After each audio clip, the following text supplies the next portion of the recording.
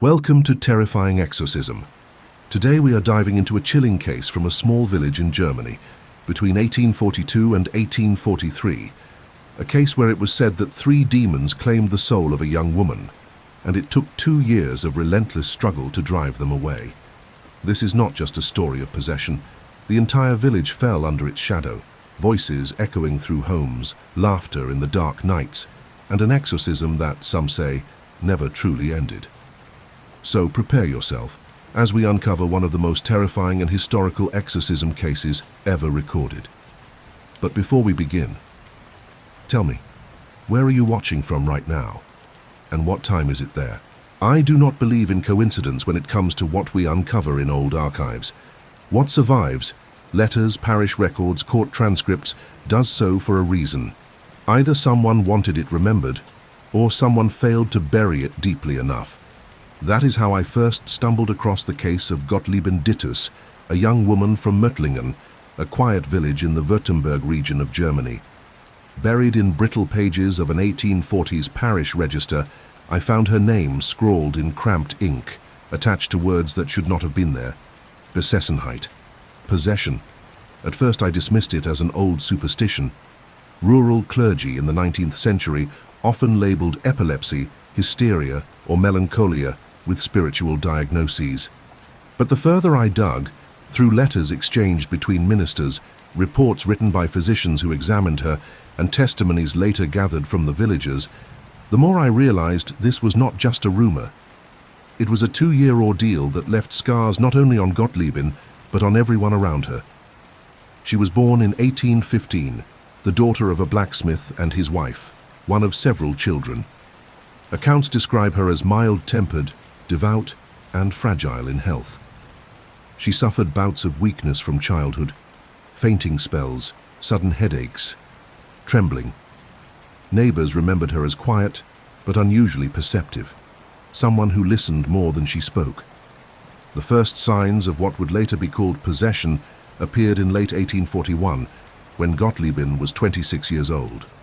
The local pastor, Johann Christoph Blumhardt, noted in his own records that she complained of unquiet dreams and a strange pressure on her chest at night. She began to speak of shadows moving at the edge of her vision. The family assumed it was illness, what the physicians called Nervenschwäche, nervous weakness. But soon, her symptoms grew harder to dismiss. She would fall rigid during evening prayers, her lips moving without sound, as though something were choking her words. Neighbors witnessed her cry out suddenly in voices they swore were not her own, rasping tones unlike her usual soft speech. The doctor summoned from a nearby town prescribed rest, fresh air, and tonics of valerian root. He concluded she suffered from melancholic derangement. Yet even he admitted, in a letter I managed to obtain from the Stuttgart archives, that her fits did not resemble ordinary illness. I will not rush ahead. The temptation, when retelling such a case, is to jump to the dramatic exorcisms that followed, the battles of prayer and resistance. But the truth is, these stories do not begin with spectacle. They begin slowly, in quiet rooms, where families whisper and doubt grows like mold in the corners. Gottliebin's family, like many villagers, was deeply religious, but they hesitated to believe something supernatural afflicted her. For months they kept her condition private, speaking of it only in cautious tones. After all, to suggest possession in 19th century Württemberg was to risk ridicule from rationalist doctors, suspicion from neighbors, and interference from church authorities who discouraged superstitious claims. And yet, something was happening to her. In one early testimony, a maid who occasionally worked for the Dittus family recalled that Gottliebin would sometimes sit motionless for hours, eyes fixed on a corner of the room. If approached, she would flinch violently, as if struck by an unseen hand. Once, the maid swore she heard her mutter, "Leave me. You have no right," though no one else was present. By winter of 1841, villagers began to talk. They spoke of noises in the Dittus house, knocks and thuds with no cause, chairs shifting in the night. Some dismissed it as imagination, others avoided the family entirely. It was around this time that Pastor Blumhardt himself became involved more directly. From his surviving letters, it is clear he struggled with doubt. A man of Lutheran training, he leaned toward rational explanations, wary of accusations of superstition. Yet as a pastor, he could not ignore the pleas of a young woman in his parish. He began to visit her regularly. At first he found nothing remarkable, only a pale, sickly woman confined to her bed.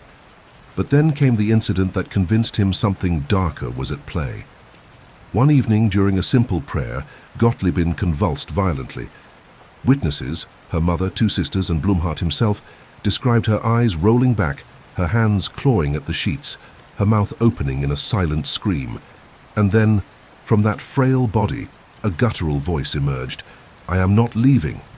The words were not hers. Blumhardt later wrote that it chilled him like frost on the spine. The family, horrified, begged him to continue praying. But when he did, the voice laughed. That was the beginning. I recount these details not as a believer but as a reporter. The documents, the testimonies, the fragile pages I have handled with gloved hands, they are what survive. Whether you accept their meaning is not for me to decide. What I can tell you is this. For the next 2 years, Gottliebin Dittus became the center of a battle that would test the limits of medicine, faith, and human endurance. And it began with a single voice that should not have been hers. "I am not leaving." Those words, recorded by Pastor Johann Christoph Blumhardt himself, marked the moment the case of Gottliebin Dittus shifted from whispered illness to open dread. From then on, there was no hiding it. The family tried at first. They told neighbors she had fainting fits, that her weakness left her bedridden. But in a small village like Möttlingen, secrecy cannot last. Word spread quickly. The blacksmith's daughter was speaking in strange voices. Some dismissed it as hysteria. Others claimed they had long suspected the Dittus household was troubled. A few muttered about sins visited upon the family. The church, the regional Lutheran authority, took a cautious stance. Officially, they discouraged talk of possession. Enlightenment thought had penetrated even rural Württemberg by the 1840s, and superstitions were considered backward. Clergy were instructed to emphasize rational explanations, illness, melancholy, nervous disorders. To admit to the demonic was to risk ridicule from theologians and medical men alike. Yet, Pastor Blumhardt, in his private writings, confessed his unease. He had studied theology, preached about evil as metaphor. But when confronted with Gottliebin's fits, his doubts faltered. He described her voice as unnatural, drawn from deep within the chest, far lower than her ordinary speech. Her eyes, usually timid, seemed to glare with a defiance that unsettled even those who loved her. One of her sisters later testified that, during an episode, Gottliebin began to mutter words in dialects she did not know. Fragments of Latin prayer, distorted German phrases twisted into curses, and once, a guttural chant that no one recognized. The family was terrified, but also ashamed. To admit this publicly was to invite scrutiny, suspicion, perhaps even charges of fraud. It was not long before the physicians returned. At least 2 doctors examined her during the early months of 1842. One noted her pallor, her weakened pulse, and diagnosed a form of epileptic crisis. Another declared her hysterisch, a common label for women exhibiting unexplainable symptoms. Their prescriptions were predictable: cold baths, bleeding, sedatives. None of it worked. In fact, the treatments seemed to worsen her condition. The cold baths sent her into uncontrollable shivers followed by violent outbursts. The bleeding left her faint and unable to stand. Yet the strange voices persisted, even when she was too weak to speak normally. Blumhardt grew increasingly involved. At first, he tried to dismiss what he witnessed as natural illness. He prayed with her, counseled the family, encouraged medical treatment. But he could not ignore the phenomena that defied those categories. On more than one occasion, he claimed objects in her room shifted without cause: a chair dragging slightly across the floor, a lamp flickering despite still air. He wrote to a fellow clergyman in Stuttgart, "I confess, my heart is troubled. If it were only fainting fits, I should be at ease. But the words she utters, the manner of them, it is as though another speaks through her. And when I rebuke it in the name of Christ, she convulses with a rage that seems not her own. This was where conflict began, not only within the family but within the village. Some neighbors believed wholeheartedly that Gottliebin was afflicted by unclean spirits. Others mocked the idea, accusing the Dittes family of seeking attention. One farmer told investigators years later that he avoided walking past their house after dusk. It was said you could hear her cries in the night, and sometimes laughter that was not hers. The family bore the stigma heavily. Friends stopped visiting. Children whispered about curses. Even among themselves, they argued, was this illness or something darker? By spring of 1842, her symptoms had escalated further. She experienced long trances in which she did not respond to touch or voice. At times, she refused food and drink, claiming that they would not allow her to eat. Her body grew frail, and yet in her episodes she displayed sudden, unnatural strength, thrashing against 2 or 3 people who tried to restrain her. Blumhardt, reluctant yet unable to turn away, began to keep careful notes. He marked down each incident with dates, witnesses, and duration, as though compiling evidence for a trial. Perhaps he sensed even then that this case would not remain hidden. One particular entry stands out. It describes a night in May when he was called urgently to the Dittes house. He found Gottliebin lying rigid on her bed, her family gathered in fear. As he began to pray, her body arched violently, and the same deep voice erupted, "She is ours, she has been given." Blumhardt wrote that he felt a wave of cold terror unlike anything he had known. He pressed forward in prayer, invoking Christ's name. The voice responded with curses, mocking him, until at last Gottliebin collapsed into silence. That night, as he walked home through the village, he admitted in his diary that he doubted himself. Was he feeding superstition, or had he indeed faced something beyond the natural? This was only the beginning. The authorities of the church, hearing rumors of these incidents, urged caution. They did not want a scandal, nor did they want Blumhardt encouraging hysteria. He was advised to avoid the language of possession altogether, yet at the same time he could not ignore his pastoral duty. So he carried on, caught between 2 worlds, the rational expectations of the church and the lived terror of a family who begged him for help. By midsummer, the case had drawn wider attention.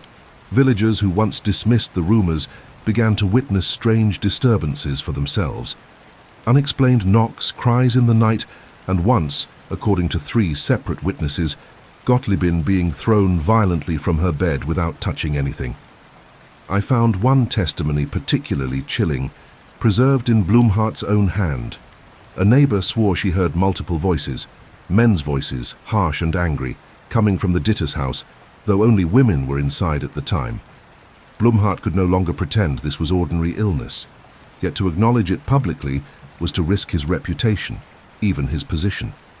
He began to pray more fervently with the family, sometimes spending entire nights at their house.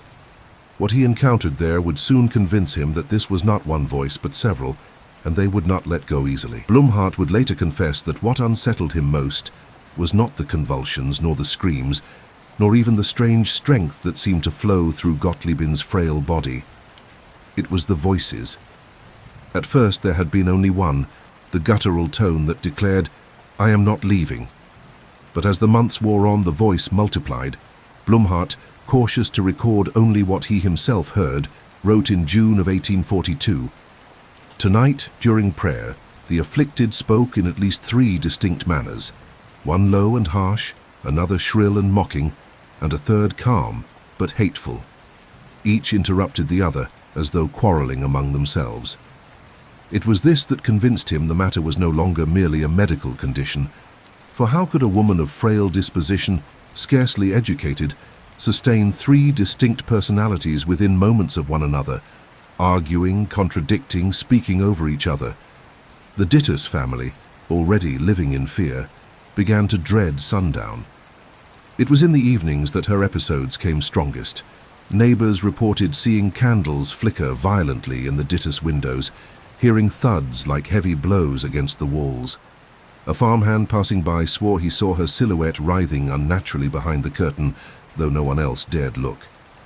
The physicians returned once more, pressed by the family's desperation.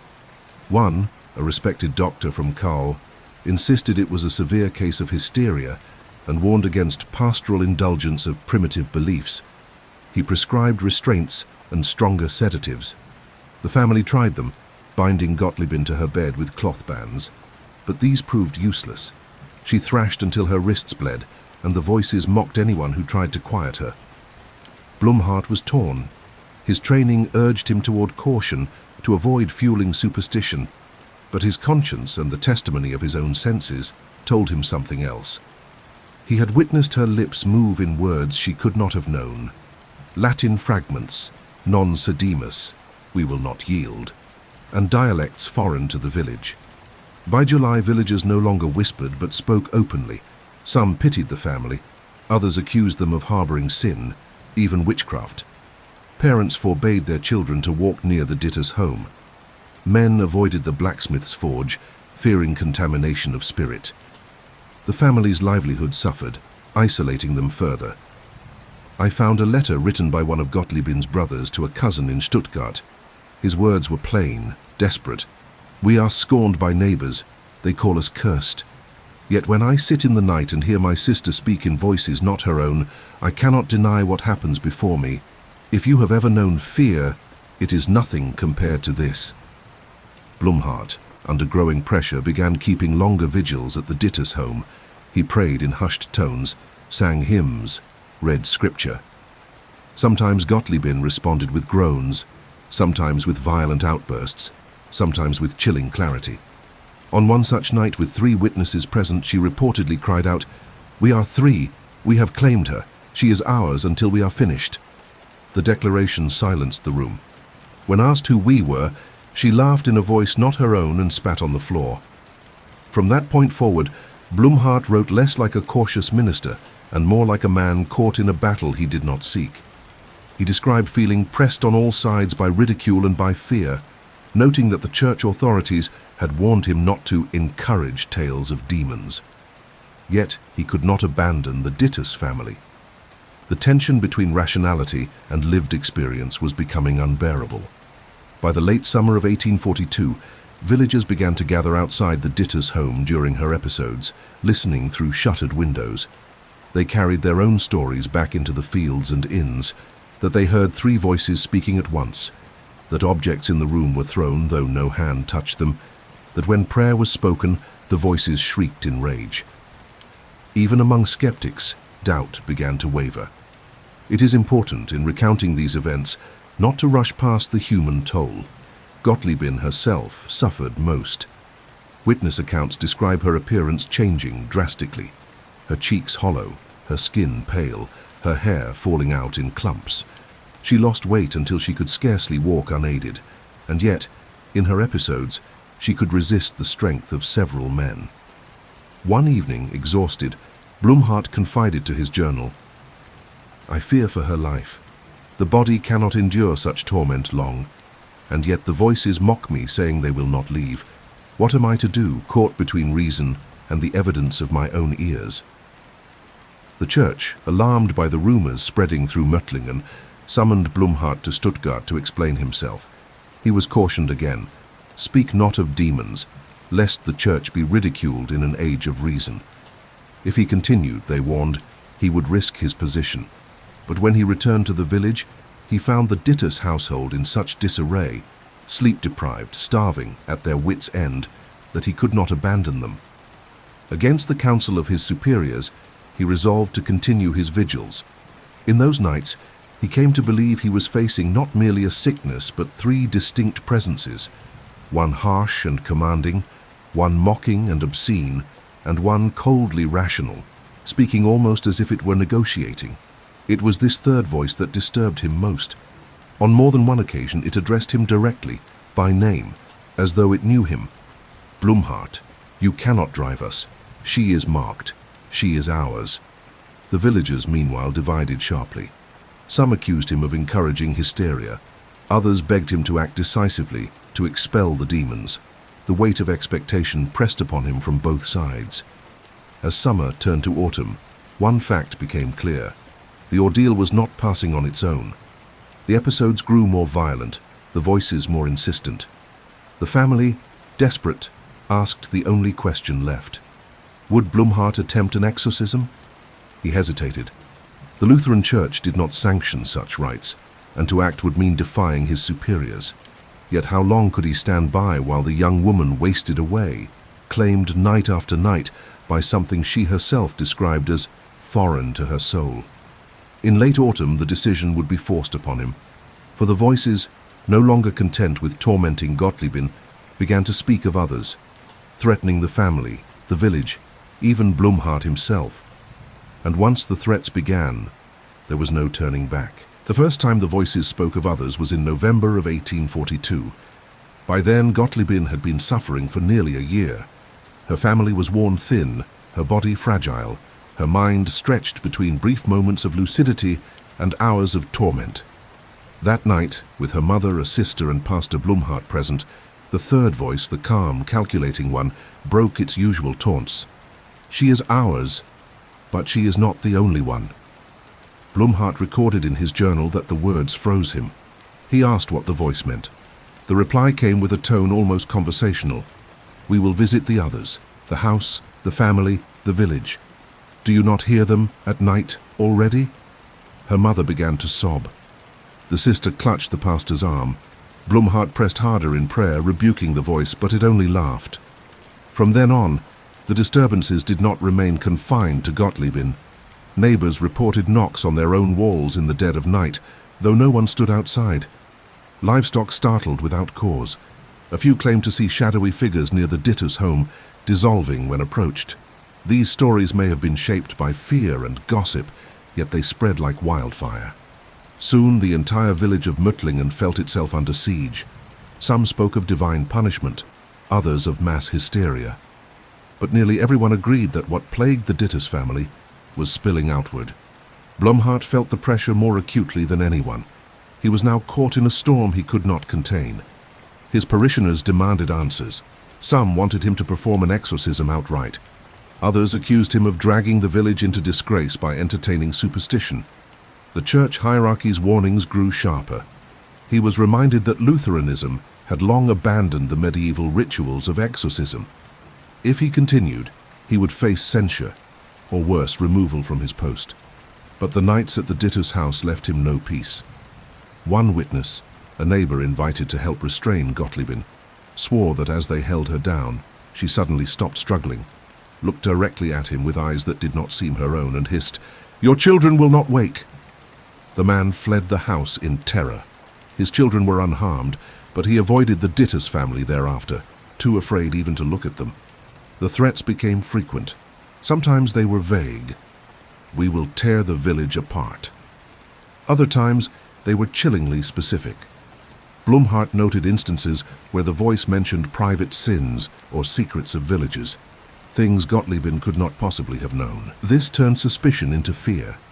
Some villagers now avoided even speaking her name, as if to do so might draw the attention of whatever plagued her. Others quietly urged Blumhardt to act decisively, even if it meant risking disobedience to the church.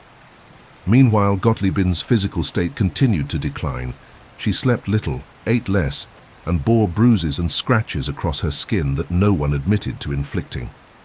At times, she lay so still her family feared she was dead, until the voices erupted again. I must pause here to emphasize that Blumhardt himself was no sensationalist. His surviving journals show a man wrestling with doubt, not a preacher eager for spectacle. He feared misinterpretation, feared hysteria, feared being accused of fraud. Yet he also feared for the life of a woman wasting away before him, consumed by something he could neither define nor dismiss. By December of 1842, the pressure reached a breaking point. The family, near despair, begged him, if the doctors cannot help, if the medicines fail, and if prayer alone does not drive them away, what remains? It was then that Blumhardt began to consider what he had resisted for months, an act of open confrontation, what the villagers would call an exorcism. But he knew the cost. To do so meant to defy his superiors, to risk scandal, to gamble his reputation and position. Worse, he feared failure. If he confronted the voices and they remained, what then? Still, the decision was being forced upon him. for the voices no longer limited themselves to taunts. In one chilling episode, with several witnesses present, Gottliebin's body convulsed violently before a shrill voice shrieked, "We will not leave until blood is spilled." The words left the room in silence. No one knew if it was threat, prophecy, or mockery. In the weeks that followed, the atmosphere in Mötlingen turned heavy, oppressive. Villagers prayed in their homes more fervently. Some carried charms or hung crosses on their doors. Children were forbidden to play outside after dusk. Even those who scoffed at talk of demons began to admit, quietly, that something in the air felt wrong. And through it all, Blumhardt prepared himself. He gathered scripture, strengthened his resolve, and wrestled in prayer. He had no official rite, no sanctioned liturgy, only faith, words of scripture, and the weight of a community that looked to him for deliverance. He knew he could delay no longer. In the bitter cold of early 1843, he resolved that he would stand against whatever claimed Gottliebin Ditters. Whether he was ready, or whether anyone could be, was another matter. It was in the first weeks of 1843 that Pastor Johann Christoph Blumhardt took his first step into forbidden ground. He did not call it an exorcism, not in his journals, and certainly not before the church.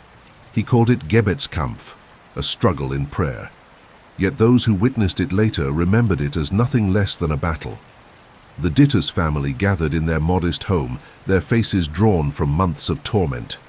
Neighbors were invited too, not for spectacle, but for support. Blumhardt knew that if he were to confront whatever held Gottliebin, he could not do so alone.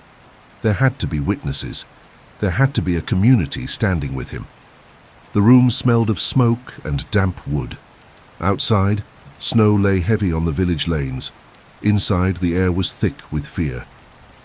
Gottliebin lay on her bed, her body frail, her eyes half-lidded. For a moment she seemed asleep. But as Blumhardt began to pray aloud, her body stiffened, and the familiar guttural voice erupted.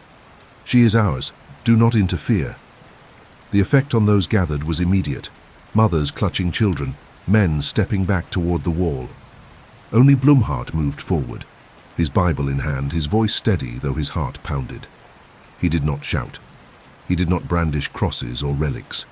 Instead, he spoke scripture slowly, firmly. The Gospel of John, the Psalms, the Lord's Prayer. At first the voice mocked him, twisting the words into blasphemies.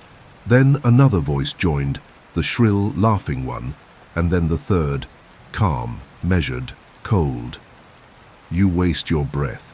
She belongs to us." Blumhardt pressed on.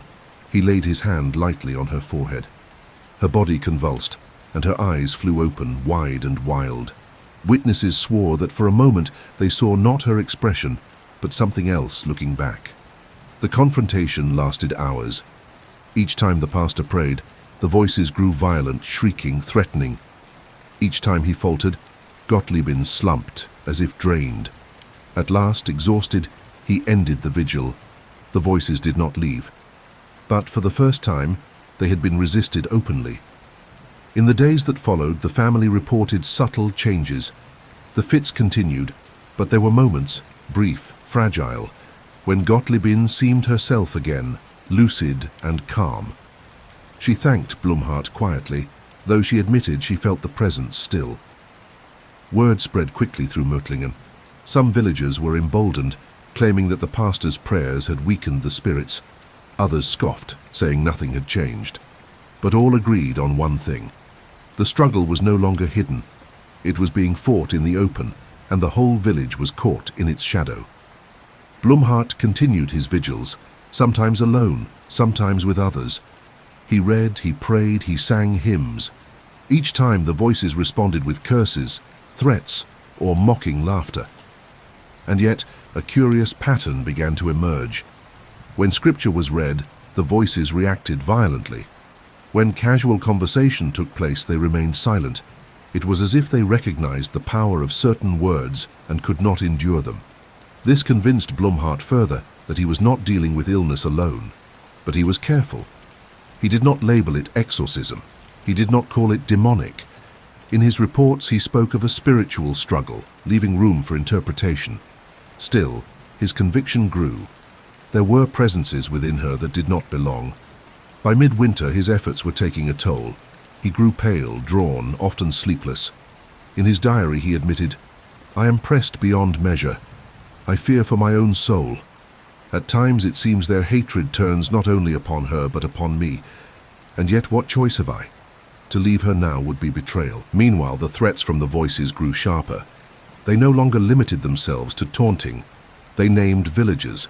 They described illnesses, accidents, deaths that would come. Sometimes these warnings proved baseless, but other times they struck uncomfortably close to truth. One chilling account survives from a villager who attended a vigil. As Blumhardt prayed, the shrill voice burst forth, "The miller's wife, she will fall." Within a week, the woman slipped on ice and broke her leg.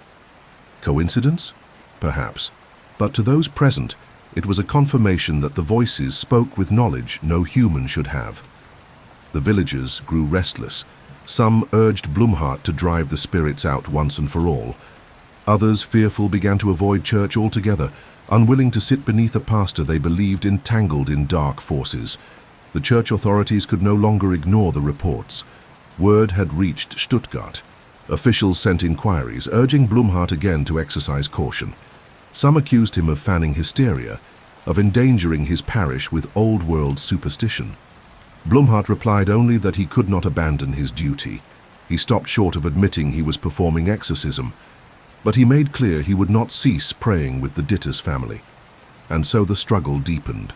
The voices showed no sign of leaving. The family, exhausted, clung to what hope they could. The village, divided, lived in fear and fascination. And Blumhardt himself, caught between faith and reason, between church and conscience, began to realize that what he faced might not be driven out in days or weeks. This would be a siege, a battle of years. One entry in his diary stands out. It was written late one night, after yet another failed vigil. His words are stark, without embellishment. It is no longer a question of whether she is possessed. The question is, how long can she endure, and how long can I? It was only the beginning of 1843. 2 years of struggle lay ahead. I remember the silence that followed Gottliebin's fainting as one of the heaviest moments in the entire record of this case. Pastor Blumhardt, who had rushed to her side, admitted later in his memoir that he had never felt so uncertain in his vocation. A girl he had known since her childhood lay trembling, unconscious on the cold church floor, and he, shepherd of the parish, could do nothing more than kneel beside her, with prayer on his lips. The congregation that had gathered dispersed awkwardly after the fainting spell. Some lingered in the pews, whispering about curses and spirits. Others left quickly, avoiding the eyes of the pastor, as though proximity to Gottliebin's affliction could bring danger into their own households. It was at this point, I believe, that the Dittes family truly lost the support of their community. The fear of the unknown is contagious, and in Möttlingen, whispers travel faster than charity.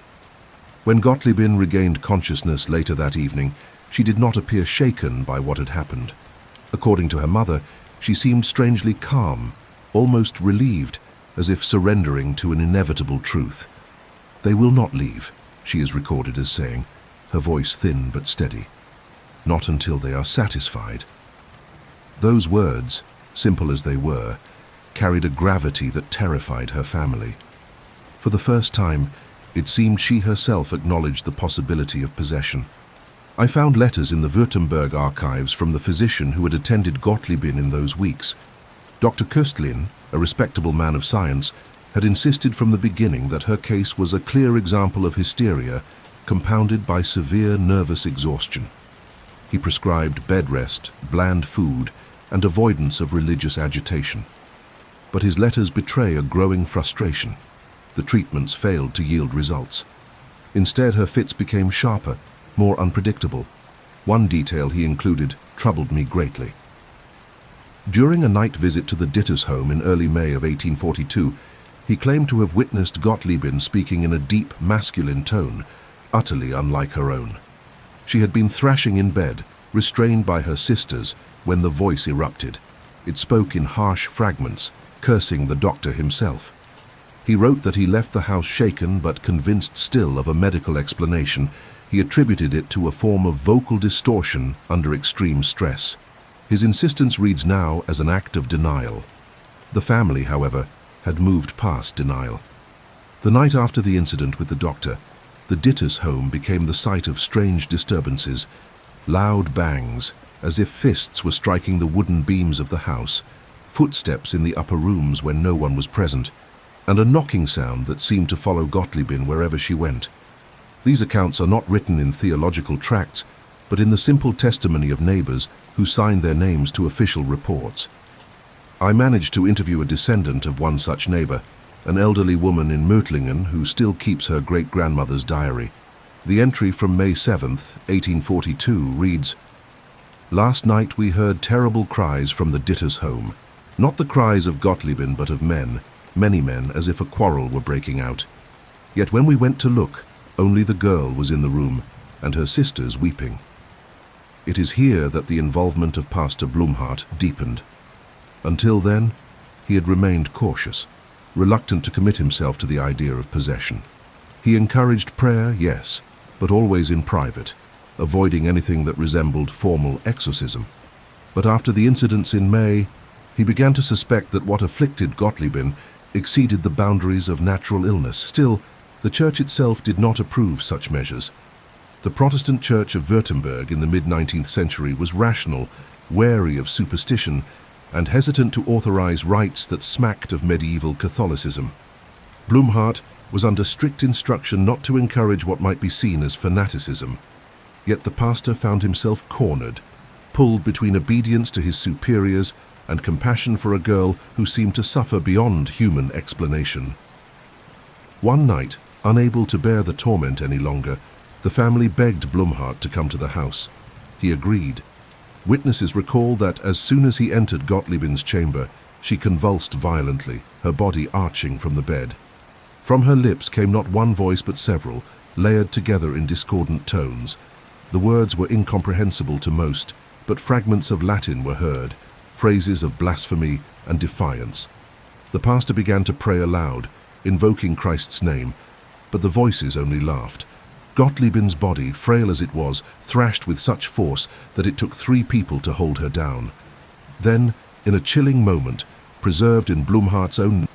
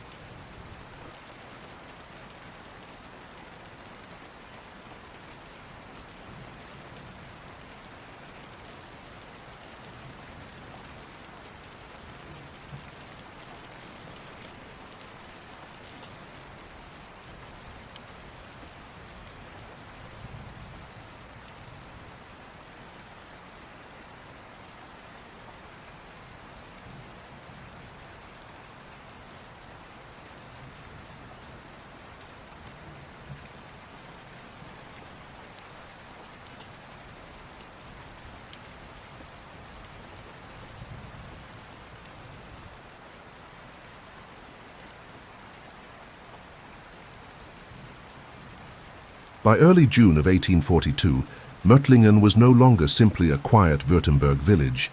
It was a place divided. On one side stood those who pitied the Dittus family and believed Gottliebin's torment was genuine. On the other stood those who whispered that she was an attention seeker, or worse, a deceiver under Satan's influence. Either way, her name was on every tongue, and the Dittus household had become an uneasy center of attention. From the records I examined, the pastor's hesitation was at its breaking point. Blumhardt's private notes reveal a man torn between reason and faith. "If I err in believing this to be of the evil one," he wrote in June, "then I err gravely before God and before men. Yet if I ignore it, I abandon a soul entrusted to my care." His superiors advised caution, warning that public exorcisms belonged to superstitious centuries past. But Blumhardt could not ignore what he had already seen. The disturbances in the Dittus home worsened. One evening, while Gottliebin sat with her sisters at supper, a wooden bowl lifted from the table and crashed against the wall. Another time, as her mother folded linens, a heavy chest of drawers slid several inches across the floor. Neighbors swore they heard wailing voices echoing through the walls, though the family was asleep. Each incident chipped away at natural explanation. I interviewed a local historian who keeps parish records from that period. He showed me testimony written by one of the sisters. There was rapping at the walls, never ceasing, and sometimes words came through the knocks. We counted 3 times, then 3 again, as if to mock us. Gottliebin would sit pale and silent, as if she knew before it began. The number 3 appeared again and again. 3 knocks, 3 voices, 3 shadows glimpsed at night. When I asked the historian if this repetition had symbolic weight, he nodded gravely. In the Lutheran imagination, 3 belongs to the Trinity. For demons to claim that number, it was provocation, a parody of the sacred. Despite the family's growing desperation, Dr. Köstlin persisted with his diagnosis of hysteria. He suggested relocating Gottliebin to a sanatorium in Stuttgart, but the family refused, fearing she would die away from home. They clung instead to Pastor Blumhardt, who reluctantly but resolutely began to spend nights at the Dittus residence. His journals recount the first of these vigils. He described sitting beside Gottliebin's bed as she slept, only to hear guttural murmurs rising from her throat. She spoke names, some unknown, others belonging to dead villagers. At times, she sat bolt upright, her eyes still closed, and shouted phrases in what sounded like Latin. One night, he wrote, "She lifted her frail hand as if to strike me, though her eyes were shut and her body appeared asleep." The turning point came on the night of June 19th. That evening, several villagers, including 2 of Blumhardt's church elders, were present at the Dittus home. They wished to witness the disturbances for themselves, perhaps to disprove them. Instead, they encountered what they could not easily dismiss. According to their written testimony, Gottliebin was lying quietly when a violent convulsion overtook her. Her body arched, and from her lips poured voices, 3 distinct tones, overlapping but clear. One was deep and guttural, one shrill and mocking, and one calm but sinister. Together they declared, "We will not leave. She is ours until the end." The elders who had scoffed at tales of possession were left speechless. They left the Dittus home shaken and, the next Sunday, remained unusually silent during service. For Blumhardt, this was confirmation. He later wrote, "I could no longer doubt. The battle was upon us. Whether I was ready or not, I was chosen to stand." But what does it mean in practical terms for a Protestant pastor in 1842 to confront demons? Unlike Catholic tradition, Lutheran ministers had no formal rite of exorcism.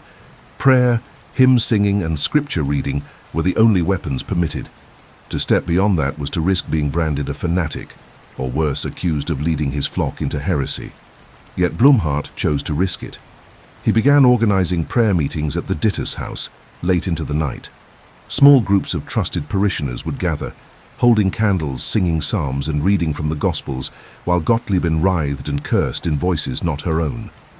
These gatherings were not advertised, but word spread quickly. And with each night, the strange phenomena intensified. One witness described a chilling moment. As the group sang, "A mighty fortress is our God," Gottliebin suddenly sat upright, her face contorted, and in the guttural voice shouted, "Enough of your fortress, we break it stone by stone." She then collapsed, unconscious, leaving the room in stunned silence. In my investigation, I came across conflicting accounts of these nights. Some villagers claimed nothing supernatural occurred, only the fevered imaginations of the faithful. Others swore they heard furniture move of its own accord, saw shadows dart across walls where no one stood. and felt a coldness descend that no fire could warm. Whatever the case, fear spread throughout Möttlingen.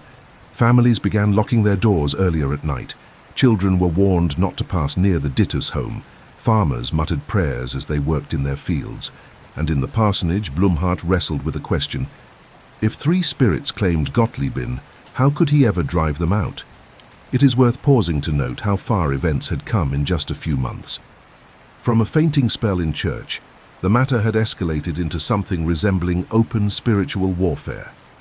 What unnerves me most reading these accounts is how gradual it all was. Nothing cinematic, nothing sudden, just a steady drip of strangeness, eroding the walls of reason until even the most rational witnesses began to falter. The summer of 1842 pressed on, heavy with heat and rumor. And in the Dittus household, Gottliebin continued to waste away, her body frail, her eyes hollow, yet her voice carrying the power of something not her own. It was in July that the voices began making demands. By July of 1842, the voices that tormented Gottliebin no longer confined themselves to mockery or blasphemy. They began to demand. What chills me most, reading through the faded testimonies and handwritten letters, is the clarity of these demands. They were not the confused ramblings of a delirious woman, but statements made with cold precision. Witnesses describe one of the earliest instances. During a late-night prayer gathering, Gottliebin's frail body suddenly stiffened. Her eyes remained closed, yet her lips moved, and 3 distinct tones overlapped, so clear that those present could distinguish one from another. The shrill voice cried, "Silence! Stop your songs!"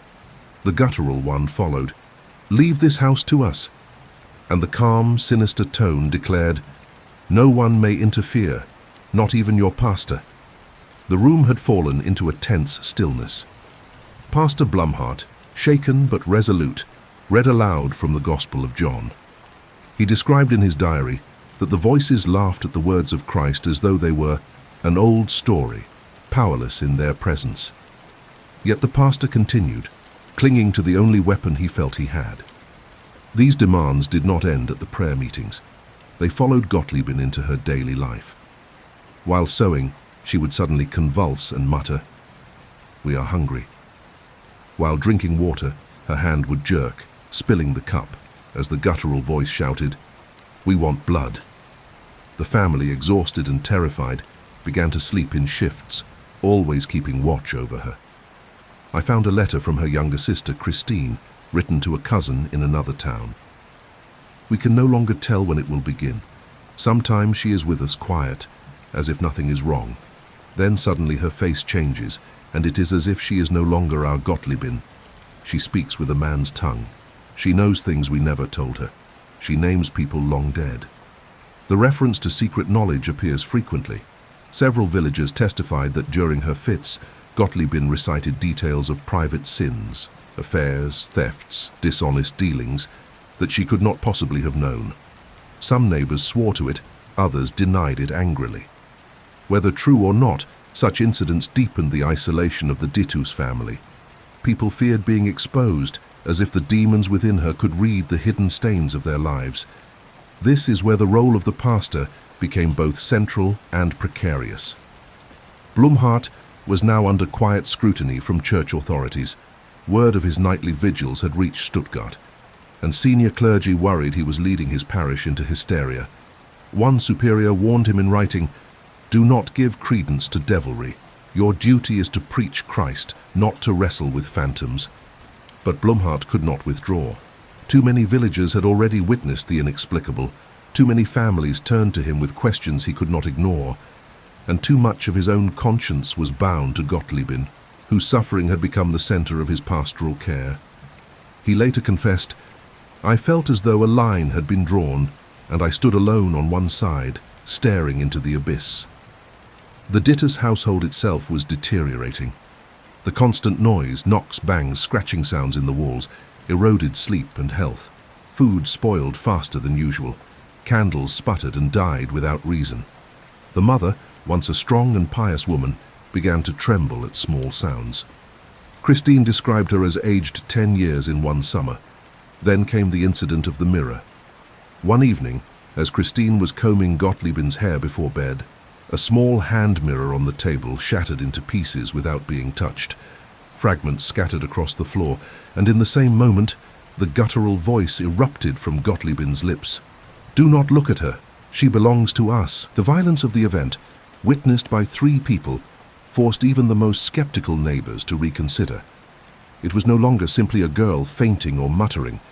It was destruction, disruption of the physical world around her. By late July, the pastor began to hear a repeated statement from the voices. Several witnesses confirm hearing it on different nights. 2 years. She is ours for 2 years. Why 2 years? What did it mean? Blumhardt agonized over the phrase. Was it a prophecy, a threat, or a riddle meant to torment? Whatever the case, it seemed to imply a timeline, an endurance of suffering that no one could easily bear. I spoke with a modern theologian who had studied this case. He pointed out that in demonological traditions, spirits often issue time-bound claims to test faith or break resolve. Whether real or imagined, he told me, 2 years is not just a span of time, it is a sentence of despair. It tells the victim and the community, this will not end quickly, it is meant to erode hope. The erosion of hope was evident. Parishioners stopped visiting the Ditter's home, fearful of what they might see or hear. The family's farm fell into disrepair, for no one had the strength or focus to tend it properly, and Gottliebin herself, though emaciated and pale, remained the vessel of a constant, mocking presence. In one of his most candid diary entries from that summer, Blumhardt wrote, "I prayed until my voice broke, yet the voices within her did not falter. Instead, they grew stronger. They know my doubts. They use them against me. I am beginning to fear, not only for her soul, but for my own." That sentence haunts me more than any other in this case file. It reveals the psychological toll, not just on the afflicted, but on the shepherd charged with her care. The battle was no longer between Gottliebin and her tormentors. It was bleeding into the mind of her pastor, threatening to break him as well. As August drew near, the voices grew more direct, more commanding. They no longer contented themselves with demands for silence or blood. They began to issue threats against the family, against the pastor, against the entire village. One night, in front of several witnesses, the calm voice declared, "If you do not cease, others will suffer. Children will die. The plague will return." It was no longer only Gottliebin who was in danger. If the testimonies are to be believed, the whole of Möttlingen was being drawn into the shadow of this conflict. And yet, for all the dread and exhaustion, no one, least of all Pastor Blumhardt, could bring themselves to turn away. The first signs that the voices' threats extended beyond the Ditter's household came in early August of 1842. The village records are sparse, but in piecing together letters, diaries, and oral histories, I found a pattern, subtle at first, then undeniable. A farmer's cow died suddenly, bloated and stiff in the morning after being healthy the night before. A child fell ill with fever, crying through the night of shadows standing at her bedside. A young man slipped while repairing a roof and broke his leg in a fall that witnesses claimed made no sense, for the ladder beneath him did not shift. Individually, such misfortunes could be explained by the ordinary hazards of rural life. But in Möttlingen, each was tied back to the words uttered from Gottliebin's lips. Others will suffer. Children will die. The plague will return. The villagers could not shake the thought that these events were more than coincidence. Fear bred suspicion. Some began whispering that the Ditter's family had brought a curse upon the village, and that their daughter's torment was only the beginning. One man, a miller by trade, told his neighbors he would no longer allow any Ditters to fetch grain from him, lest they bring the spirits into my house. It was in this atmosphere that Pastor Blumhardt found himself standing at the center of 2 storms, the private battle for Gottliebin's soul and the public struggle to hold his community together. His journals from this time grow darker. The prayers no longer hold them back. They speak through her as though mocking me. I feel their hatred, not only for her, but for all who resist. They have named me now, and they promise to crush me. The naming occurred on the night of August 12th. During another vigil at the Ditter's home, Gottliebin convulsed violently and shouted in the guttural voice, "Blumhardt, you will fall first. Your faith will rot in your mouth." Those present swore that the girl's eyes, though closed, fixed themselves on the pastor with uncanny precision. For Blumhardt, it was confirmation that he had been singled out. He confided later that in that moment he felt a genuine temptation to flee, not only from the house, but from the parish altogether. And yet, he remained. Outside the Ditter's home, villagers reported new disturbances. At night, dogs howled at nothing. Strange knocking sounds echoed through barns. Candles flickered in empty rooms. One woman, whose husband was among the skeptical, awoke to find handprints pressed into the flour dust of her kitchen table, though no one had been inside. The prints were too large for her children, too distorted for her husband. Fear grew so pervasive that even skeptics began to falter. The physician, Dr. Köstlin, who had long clung to medical explanations, wrote another letter, this one uncharacteristically uncertain. "I cannot reconcile what I have witnessed with the laws of nature as I understand them. The voices, if they are produced by her alone, suggest a capacity of the human frame hitherto unknown. If they are not her own..." His sentence trails off, unfinished. Meanwhile, Gottliebin herself withered. She ate little, slept less, and spent most days in a fragile quiet, only to erupt into sudden storms of violence at night. The three voices returned again and again, mocking, threatening, bargaining. One evening, the shrill one hissed, "If you leave her, she will live. If you fight, she will die." Blumhardt described this as the cruelest snare. To abandon her might save her life, but at the cost of her soul.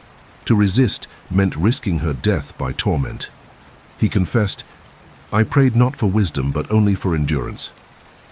The strain on the family was immense. Christine, the sister who had once written hopeful letters, now confessed in her journal that she sometimes wished her sibling would be taken by death, simply to end the suffering. Their mother grew frail and sickly, her hands trembling constantly. The household that had once been industrious and lively was now a place of whispers, sleeplessness, and dread. The villagers, too, began to fracture. Some urged Blumhardt to cease his interventions, fearing he was only provoking the spirits further. Others begged him to continue, believing only his persistence kept the entire village from ruin. And always, the threat of 2 years hung over them like a sentence yet to be served. In the midst of this turmoil came a particularly disturbing episode. A neighbor's child, just 6 years old, wandered into the Ditter's yard during one of Gottliebin's episodes. According to testimony, the child suddenly screamed and fled, saying he had seen a black man without a face standing beside Gottliebin's window. When questioned later, the boy insisted on the details, describing the figure as tall, with arms too long and skin like smoke. He was not the first to report such sightings. At least 3 other villagers claimed, around the same time, to see dark shapes moving near the Ditter's property at dusk. These accounts could, of course, be explained by shadows, fear, or suggestion. But taken together, they fed the growing sense that whatever afflicted Gottliebin was no longer contained to her body. It had begun to spill outward, staining the village itself. By the end of August, Blumhardt made a decision that would mark the true beginning of his confrontation. He resolved to gather not only the family, but trusted members of the parish into a more structured form of prayer, something closer to a rite of exorcism, though not officially sanctioned. In his journal he wrote, "The battle cannot be delayed. If they have fixed their claim for 2 years, then every hour is precious. I must act, though I stand alone." And so, in the fading days of summer, a pastor, without authorization, without a ritual book, and with only his faith as shield, prepared to face what 3 voices had declared was theirs to keep. The candlelight flickered across Gottliebin's face, her lips trembling with words no one else could hear. Pastor Blumhardt's voice, though low, filled the room with a measured calm. "The spirit of deceit has no hold here. You will not harm her further." For a moment it seemed as though the pastor's words had some effect.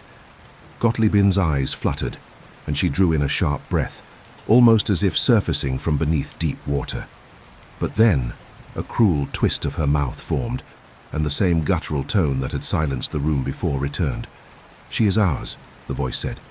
"You cannot save her." The effect on those present was immediate. One of the neighbors gasped audibly, clutching her shawl closer to her chest. A young man at the back crossed himself nervously, his hand shaking. Even the older farmers, men used to hardship and death, stood pale and motionless. Blumhardt, however, remained steady. He pressed the Bible against his chest and began reciting the Lord's Prayer with a clear, unbroken cadence.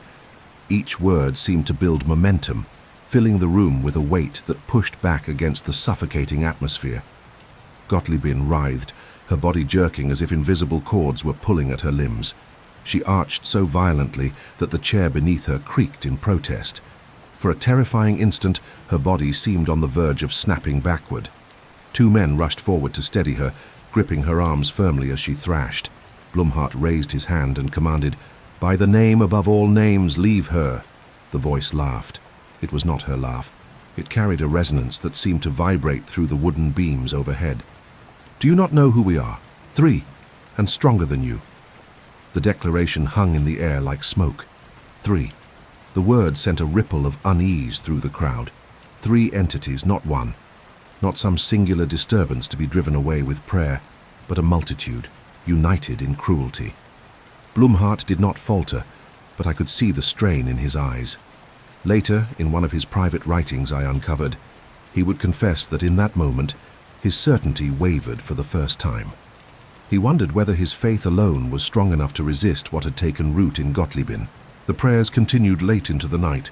Those who could not bear the intensity slipped quietly from the room, but most stayed, as though leaving would mean abandoning her to the darkness. At intervals, Gottliebin would fall limp, drenched in sweat, her chest heaving, only for the voice to return with renewed ferocity minutes later. When at last the session ended, the pastor looked utterly spent. His shoulders sagged, his face ashen. Gottliebin lay slumped against the chair, eyes half closed, lips cracked. No final expulsion had taken place. Instead, the voices had receded, retreating into silence like predators withdrawing into the woods, not defeated, only waiting. The townspeople filed out slowly, whispering among themselves. Some spoke of hope, that the power of God was being tested but would prevail. Others muttered their doubts, convinced this was beyond the pastor's reach. I lingered as the room emptied, watching Blumhardt wipe his forehead with a trembling hand. His eyes met mine briefly. There was no triumph there, only exhaustion and the shadow of fear.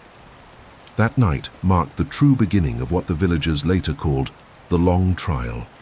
For while Gottliebin's condition seemed momentarily subdued, it was clear to all who had witnessed it, something had answered back, and it had no intention of leaving quickly. The night after the confrontation in the parlor, Mörtlingen did not sleep. The streets were quiet, but every window flickered with lamplight longer than usual. Families whispered to one another, as if afraid the very air might carry their words to something listening beyond. By morning, the village was already divided. Some called Pastor Blumhardt's prayers a clear sign of progress. After all, Gottliebin had survived another night, and that meant God's hand was present. Others were less certain, repeating the voice's declaration like an omen. 3, and stronger than you. I have read the journals of 2 villagers who wrote about that night, and their accounts diverge in interesting ways. One described it as proof of the devil's deception, the other as evidence of human frailty. Yet both shared the same conclusion. The town could no longer pretend this was a matter of illness or imagination. Something darker had been loosed among them. For Gottliebin, the days that followed blurred into torment. The voices no longer confined themselves to moments of prayer. At odd hours, mid-morning, twilight, even as she lay in half-sleep, her mouth would twist into that awful sneer, and the guttural tones would spill out. Sometimes the voices argued among themselves, layered and overlapping like a chorus no human throat could produce. Other times they spoke to the pastor directly, taunting him with half-truths, mocking his fatigue. The physical toll became undeniable. Her frame, once healthy for a woman of 28, shrank beneath the sheets. Her face hollowed, her skin pale except for the flush of fever. Even her breathing took on an uneven rhythm, shallow one moment, ragged the next, as though she carried some immense weight within her chest. Doctors returned, summoned by concerned relatives. They examined her pulse, her eyes, her reflexes. Each man offered a different diagnosis: nervous fits, hysteria, a wasting sickness of the nerves.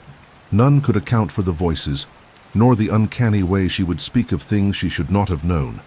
A widow's private prayer uttered in her kitchen, a farmer's argument with his son out in the fields. She repeated these secrets aloud, with a cruel accuracy that left both witnesses shaken and ashamed. Blumhardt began to keep a stricter record. I have seen fragments of these notes preserved in the regional church archive, carefully written by candlelight, dated and signed with his initials. He documented each episode, the hour, the words spoken, the witnesses present.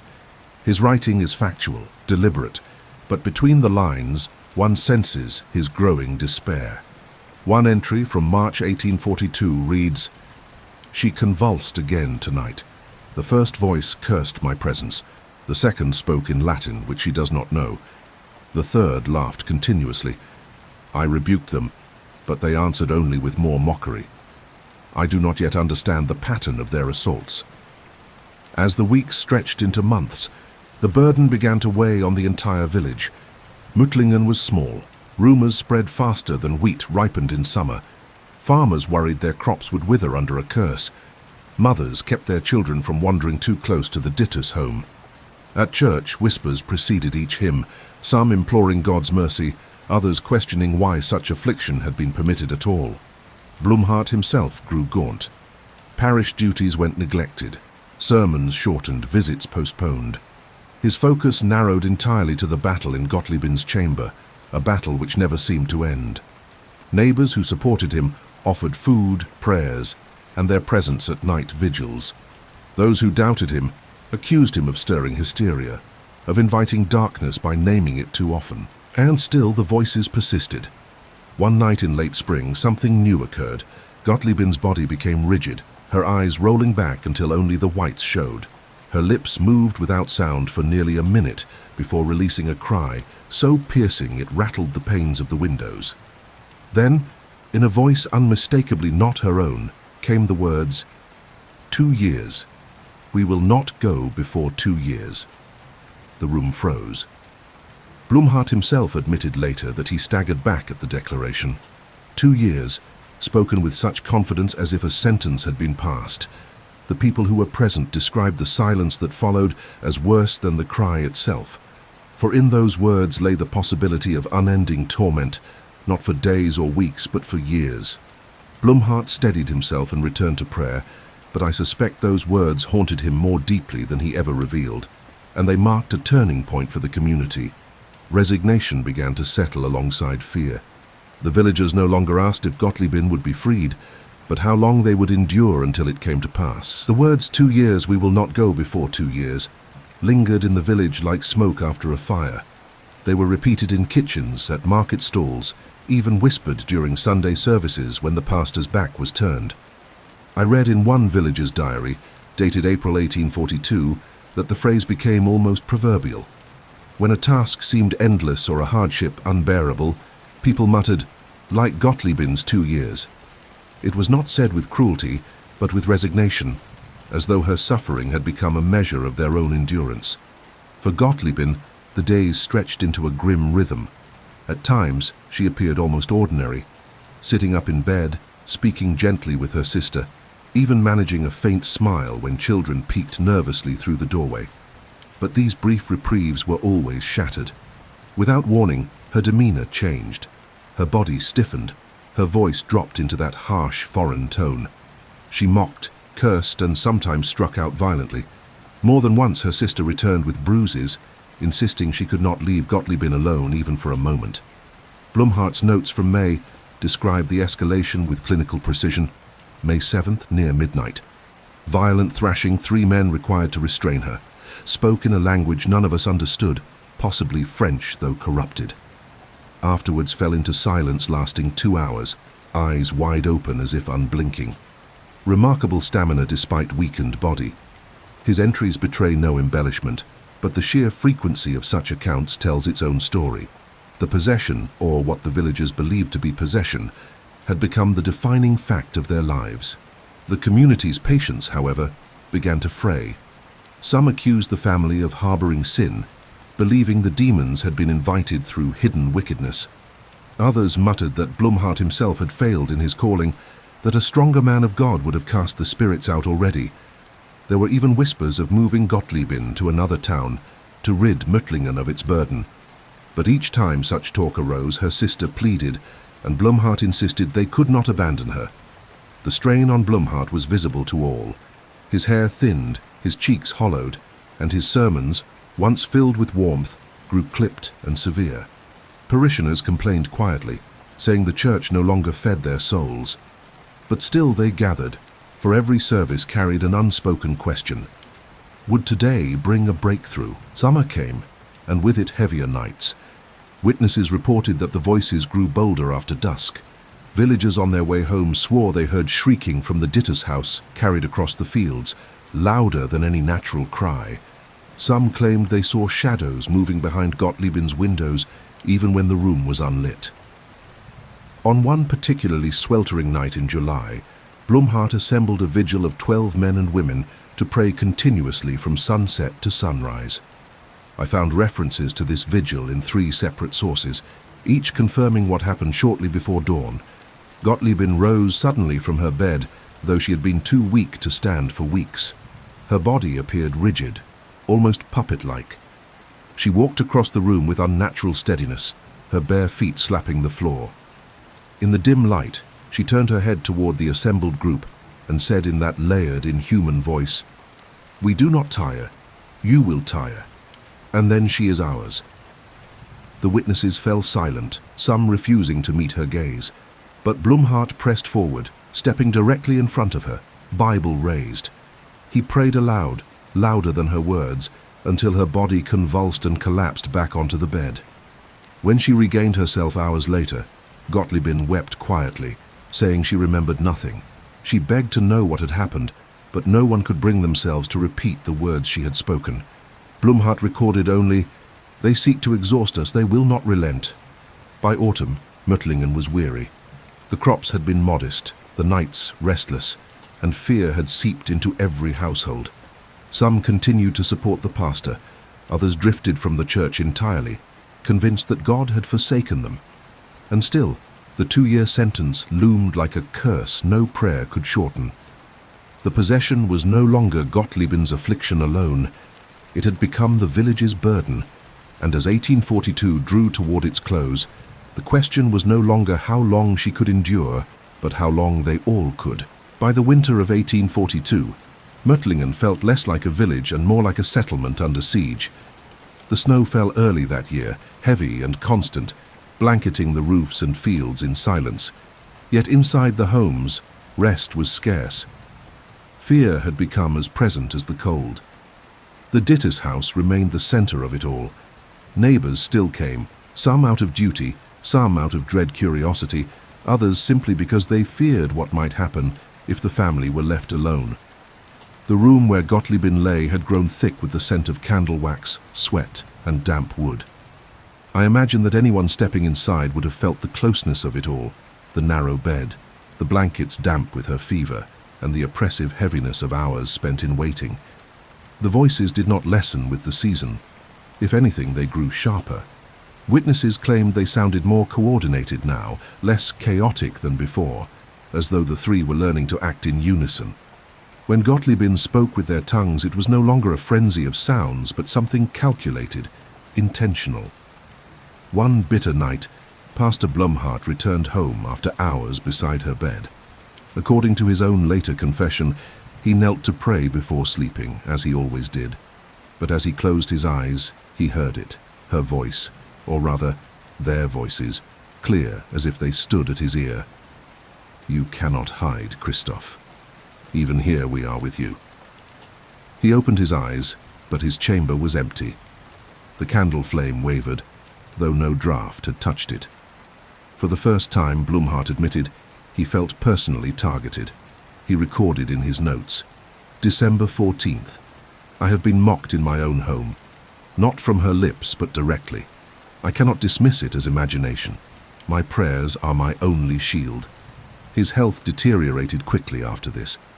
Parishioners noted his cough, the way he leaned on the pulpit as if the weight of his own body was too much. His sermons grew less structured, his voice hoarse. He seemed older than his 37 years. The villagers whispered. Some wondered aloud whether he was being punished alongside Gottliebin. Others said his faith was being refined like iron in fire. But to many, it was unsettling. The man they looked to for protection was himself being shaken. Meanwhile, Gottliebin's condition became stranger still. Her strength fluctuated unpredictably. On some days, she was too weak to lift her head. On others, she sprang up with unnatural force, requiring 2 or 3 people to restrain her. One entry by a neighbor described seeing her press her palm flat against the heavy oak chest at the foot of the bed, sliding it several inches across the floor. She weighed scarcely more than a child at that point. Her speech, too, changed. The demons mocked Blumhardt by name, revealing private thoughts he had not spoken aloud. They imitated the voices of villagers, repeating prayers or conversations spoken far from the house. To some, this was proof of deception. To others, it was a sign of something deeply supernatural, beyond any human capacity. As Christmas approached, the atmosphere in the village darkened. Normally, the season would have brought warmth. Families gathered around firelight, hymns sung in small chapels. But in 1842, the celebrations were muted. Few dared to sing carols in the streets. Many said it felt wrong to speak of joy when one of their own lay tormented. On Christmas Eve, Blumhardt organized a midnight vigil. The church was lit with candles, the air heavy with incense. He preached not of celebration but of endurance, his voice breaking when he told the congregation, "The child born in Bethlehem did not come to spare us from suffering, but to bear it with us." While the congregation prayed, Gottliebin writhed in her bed miles away. Her sister later swore that at the very hour the vigil began, Gottliebin lifted her head and laughed in 3 voices at once, sneering, "They kneel for him. They should kneel for us." When dawn broke, Möttlingen greeted the day not with festivity but with exhaustion. The winter had only begun, and with it, the 2nd year of the trial. The villagers feared the word spoken months earlier had been true. They had not seen the worst yet. The snow lay thick on the fields, the roads became impassable, and the people withdrew into themselves. It seemed the world had shrunk to the Ditter's house and the church, the 2 centers around which all fear and hope revolved. Blumhardt's journals from January and February show a man worn thin. His entries became shorter, often no more than a line or 2. January 12th. Little sleep. Voices pursued me again in my dreams. January 19th. She struck her sister with such force, though she had eaten nothing for days. Impossible strength. February 4th. The mockery continues. I feel it within the church itself, as though the walls are no barrier. I found one sermon he gave that winter recorded in the memory of a villager who wrote it down word for word. It is telling. Instead of encouragement, it is almost a confession. I do not stand before you as one who has conquered fear. I stand before you as one who feels it daily.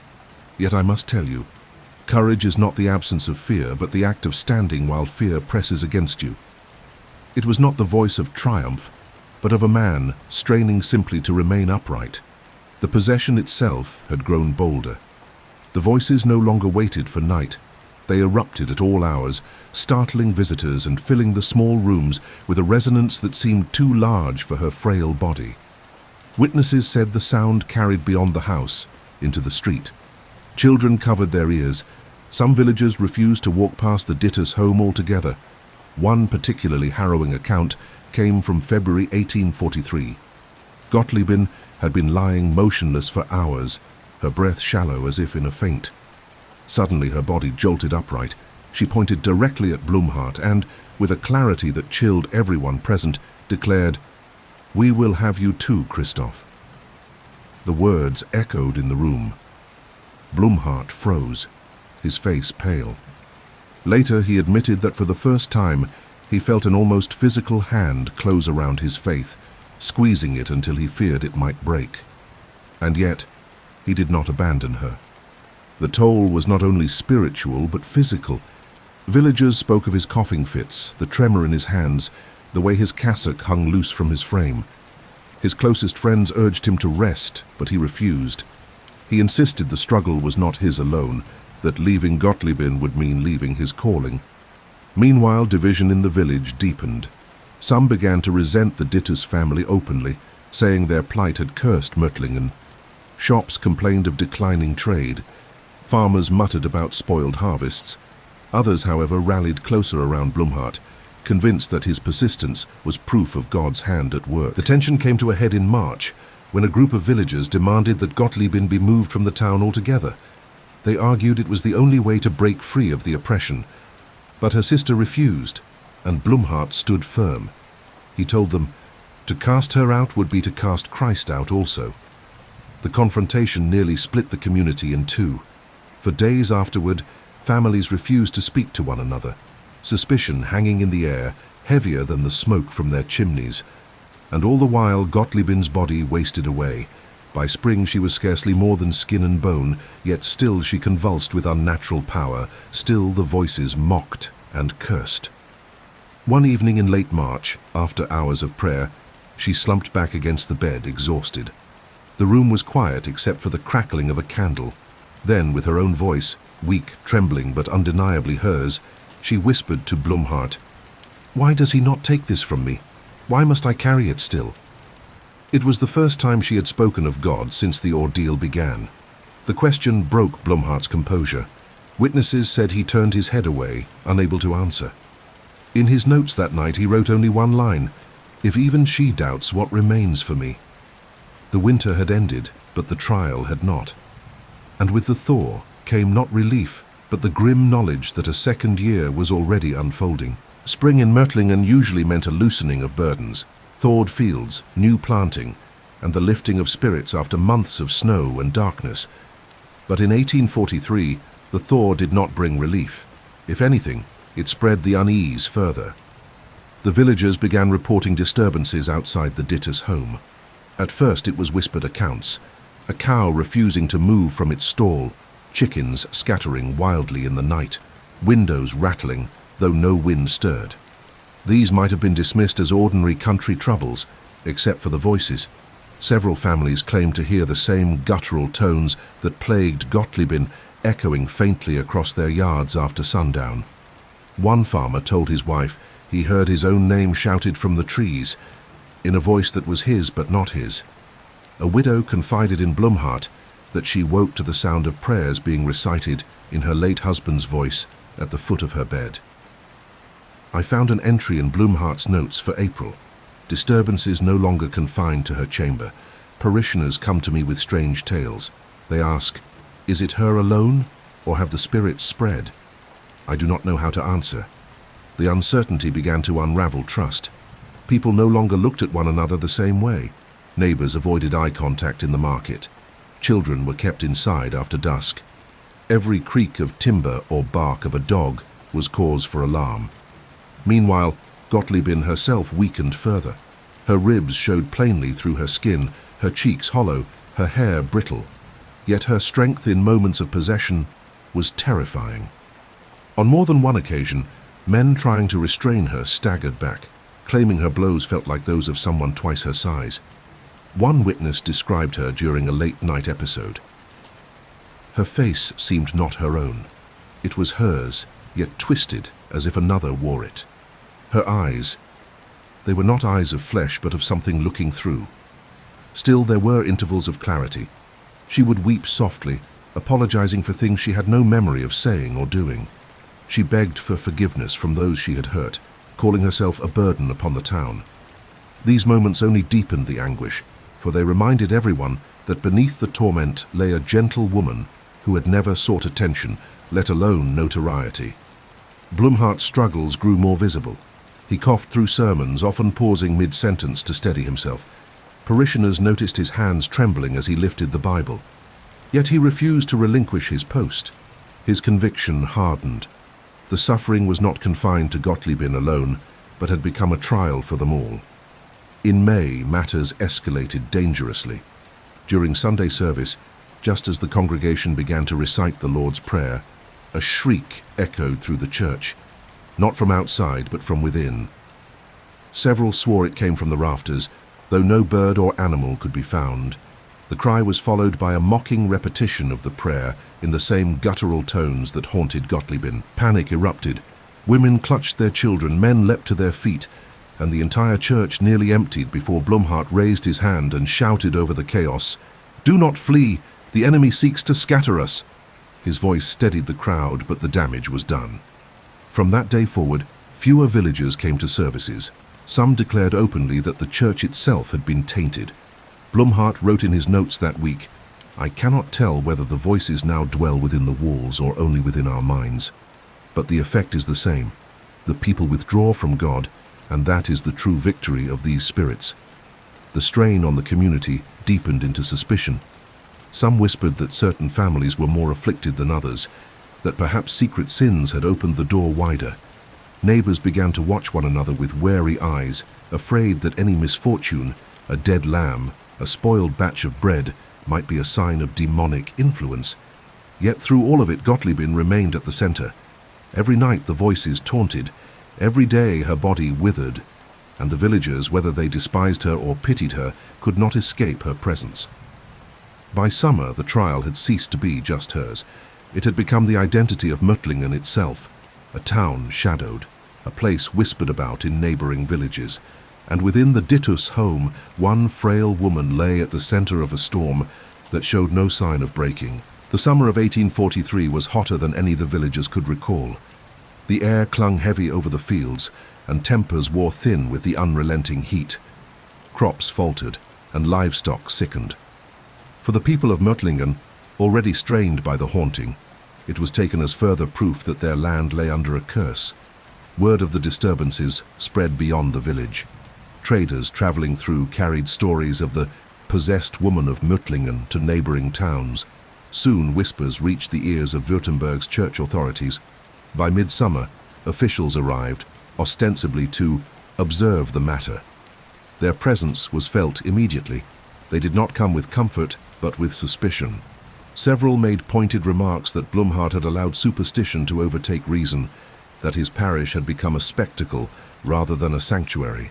One even suggested that Gottliebin should be removed from the village entirely and placed under confinement, whether in a sanitarium or worse, a prison.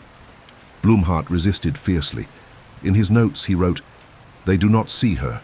They do not hear her cries, nor do they endure the nights when voices crawl the walls. They wish to tidy this away as if it were merely madness, but I cannot. If this is madness, then it is madness that mocks the name of Christ." Meanwhile, within the village, whispers of witchcraft grew. Some insisted that Gottliebin herself had called the demons, whether knowingly or not. Old suspicions resurfaced. Every failed harvest, every unexplained death in years past, was suddenly tied to her. A group of farmers, emboldened by drink one night, declared loudly in the tavern that if the pastor would not end the torment, they would. Fears ran so high that Gottliebin's family took turns standing guard outside her chamber to protect her not only from the spirits, but from her own neighbors. And still the possessions raged. By now the voices numbered not 3, but dozens, layered upon one another in cacophony. Sometimes they argued amongst themselves in languages no one understood. At other times they spoke in perfect unison, chanting blasphemies that drove even the strongest men from the room. There is a chilling account from a midwife who visited the Dittus home in late July. She swore that as she stood in the doorway, Gottliebin, though restrained by 2 men, lifted her head and recited, word for word, a private prayer the woman had spoken only once in her youth. No one knew those words, the midwife later told Blumhardt, trembling. No one but God and me. Yet she spoke them, mocking. The psychological toll deepened. Some villagers became convinced the voices followed them into their own homes. They heard muttering under their beds at night, or laughter echoing from wells. It became impossible to tell where the haunting ended, and fear began. Blumhardt stood at a breaking point. His cough worsened and exhaustion hollowed his eyes. Yet he continued to gather small groups for prayer, insisting that unity was their only shield. At times he believed he glimpsed progress. moments when Gottliebin collapsed into weeping, whispering the name of Christ with seeming sincerity. But these moments were fleeting, swallowed almost immediately by the roaring presences within her. Then came the night of August 12th.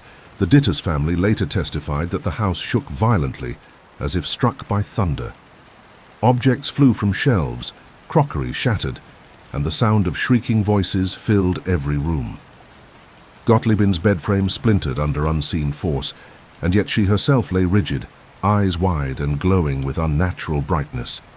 Witnesses swore her lips did not move, yet the voices poured out regardless. It was after this event that the villagers demanded action.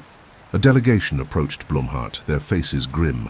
They told him plainly, "Either you cast this thing out, or we will drive it out, her with it, if we must." Blumhardt, shaken, promised them he would act.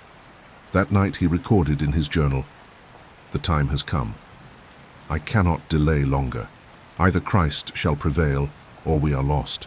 I pray my strength is enough, though I feel I have none left to give." The stage was set. No more observation, no more hesitation. The next confrontation would decide not only Gottliebin's fate, but the faith of an entire village. The morning after the delegation's ultimatum, Pastor Johann Christoph Blumhardt rose before dawn. He had not slept. His body was weak, his cough tearing at his chest, yet he forced himself to his knees on the wooden floor of his study. The candlelight cast a trembling circle across the open Bible before him. He wrote in his journal with an unsteady hand, "This night I have resolved, the battle must be joined. May God grant mercy to her soul, and may he forgive me if I fail, for the burden is beyond my measure." Blumhardt then gathered the elders of his church and explained his decision. They were to prepare for what he termed a decisive confrontation. No more half measures, no more cautious prayers at the edges of her suffering. This would be direct, prolonged, and relentless. The elders were uneasy. Several urged delay, hoping for guidance from higher church authorities, but Blumhardt shook his head. "They do not live here among the cries," he told them. "We do, and we cannot endure another night." That evening a small group assembled in the Ditters' home. The air inside was already heavy, oppressive, as if anticipating the struggle. Gottliebin lay on a straw mattress in the corner of the main room. She appeared gaunt, her skin stretched tight over bone, yet her eyes flicked from face to face with a sharpness that belied her frailty. Blumhardt approached slowly, Bible in hand. "Gottliebin," he said gently, "we are here to pray with you. Do you understand?" For a moment she nodded. Her lips trembled as though she wanted to speak. Then her body arched violently, and from her throat erupted a guttural laugh that made the women present cover their ears. "You are nothing, Pastor," the voice snarled, low, male, utterly foreign. "You cannot touch us." Blumhardt did not retreat. He opened the Bible and began to read aloud from the Gospel of John. The words seemed to thicken the air. Gottliebin writhed, thrashing so violently that 2 men had to hold her down. The night unfolded in hours of torment. The group prayed, sang hymns, and recited scripture. For every prayer uttered, a curse spat back. At one point the voices spoke all at once, some shrieking in rage, others whispering in what sounded like Latin or Greek, languages none of the villagers understood. The most disturbing moment came near midnight. Gottliebin suddenly went limp, her head lolling to one side. Everyone thought she had fainted. Then, in a voice clear and strong, she spoke in the tone of a child, one they recognized.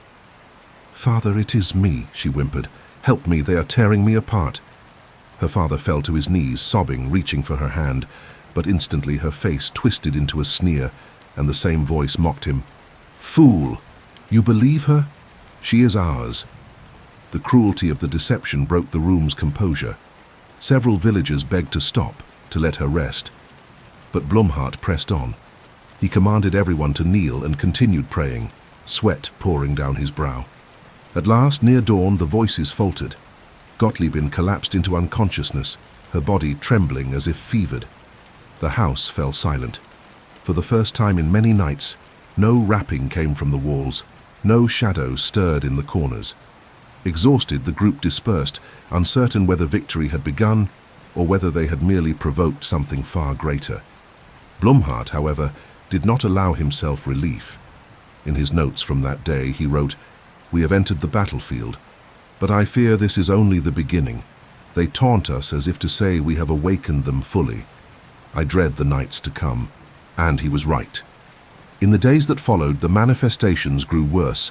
Windows shattered without cause, livestock sickened and died. Twice villagers claimed to see Gottliebin's face staring from their windows at night, even though she remained confined to her bed. Blumhardt realized that this was no single encounter. It would be a war, fought not in hours, but in weeks, perhaps months. And with each passing night, he understood that the strain might destroy not only the victim, but the faith of everyone involved. Still, he prepared himself. The next session, he vowed, would go longer. They would not yield until something broke. The next gathering was larger. Word of the first confrontation had spread through Mörtlingen, and more villagers insisted on witnessing, or at least lending their presence. By twilight, over 24 people crowded into the Dittus home, their faces pale in the lamplight, hands clutching rosaries, hymnals, or simply each other. Blumhardt stood at the center, Bible in hand, his voice steady, though his body trembled with fatigue. He had not eaten properly in days. The cough in his chest rattled when he drew breath, yet when the time came, he lifted his voice above the murmurs and began with the Lord's Prayer. Gottliebin lay on the floor this time, restrained by ropes that bound her arms loosely but firmly. Her eyes darted wildly, following the faces of the crowd. When the prayers began, she went rigid. Slowly, her lips parted, and the voices returned, dozens of them, layered and discordant. "You think many against us is strength?" they hissed. "We are more. We are without number." Some villagers gasped, others muttered prayers under their breath. Blumhardt pressed on, reading from the Gospel of Mark, the passages of Christ, casting out unclean spirits. The voices mocked each verse, repeating them in twisted cadence, as though spitting the words back with venom. But then something new happened. The voices began speaking directly to individuals in the crowd. They called one man by name and mocked him for stealing grain from his neighbor. They jeered at a woman, recounting a private sin she had confessed to no one. Another man fainted when the voices accused him of beating his wife in secret. Panic rippled through the room. People looked at one another with suspicion, horror, shame. A few fled, unable to bear it. Those who remained clung more tightly to Blumhardt's prayers, their fear mingling with desperate faith.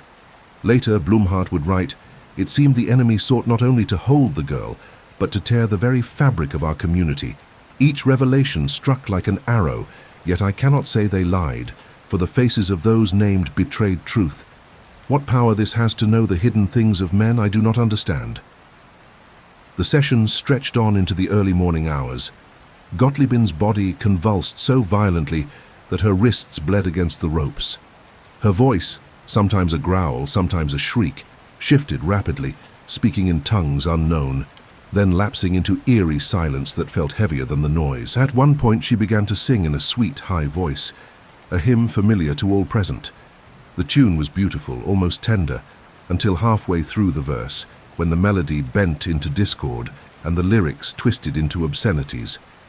Several women wept openly. As dawn neared, Blumhardt commanded the spirits directly, "In the name of Jesus Christ you shall depart." The answer came, chilling and clear, in a voice that seemed to echo from all corners of the room. "Not yet. She is ours. 2 years more. And then, perhaps, we speak." The declaration froze everyone. 2 years. The very mention of time suggested intent, patience, endurance. It was not merely torment for torment's sake. It was possession with purpose. Blumhardt's hands shook as he lifted the Bible higher. He shouted until his voice broke, but the spirits laughed.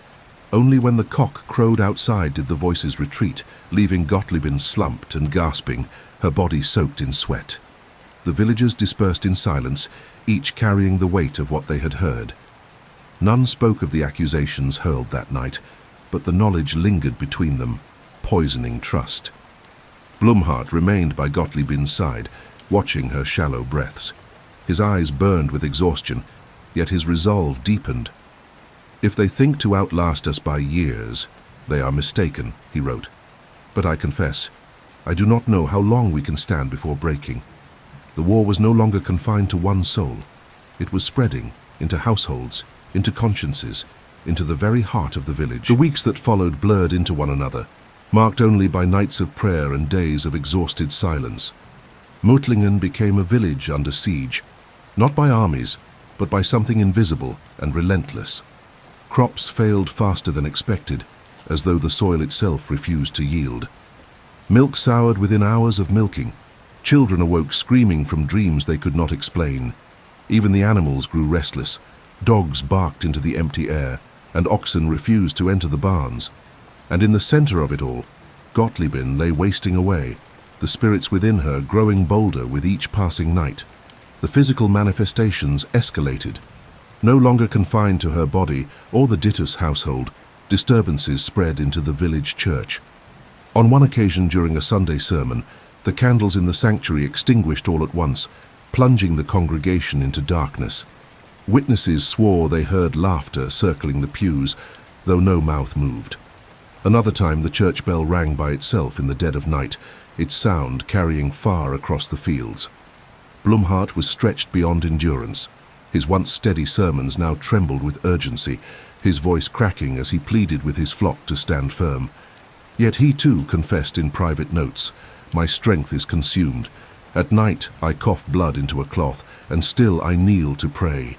If this continues, I shall not live to see deliverance. But what choice have I? If I falter, who else shall rise?" The possessions took a darker turn in mid-September. During one session, Gottliebin's body twisted with such force that her joints cracked audibly. Her hands curled into claws and deep scratches appeared on her arms, as though carved by invisible nails. Witnesses recoiled in horror when her eyes rolled back, showing only white, and yet she continued to speak with unnatural clarity. "He is weak," the voice announced, not looking at her but at Blumhardt. "His body breaks. When he falls, we take them all." The accusation struck the pastor like a blow. He dropped to his knees, clutching his chest, and for a moment the villagers feared he would collapse then and there. But with trembling lips he whispered a prayer, and the others followed suit, their voices rising in unsteady chorus until the sound drowned the mocking laughter. The villagers themselves were unraveling. Some refused to attend the sessions, claiming the very prayers invited more torment. Others demanded harsher measures, burning holy relics, driving Gottliebin from the village, even whispers of putting her to death to spare the rest. One night, as Blumhardt made his way to the Dittus home, he found a crude sign nailed to a tree at the edge of the path. Scrawled in chalk were the words, "Witch, let her burn." He tore it down with shaking hands. In his journal he reflected, "The true danger is not only what dwells in her, but what it draws out of us: fear, cruelty, despair. If the village breaks, then the battle is lost before it is won." Despite everything, he refused to abandon Gottliebin. He gathered his closest elders and declared they must prepare for the most decisive confrontation yet. It would not be a short prayer, but a vigil, hours, even days if needed, until something yielded. The elders exchanged uneasy glances. Some doubted they could withstand such a trial, but none dared refuse. And so it was agreed.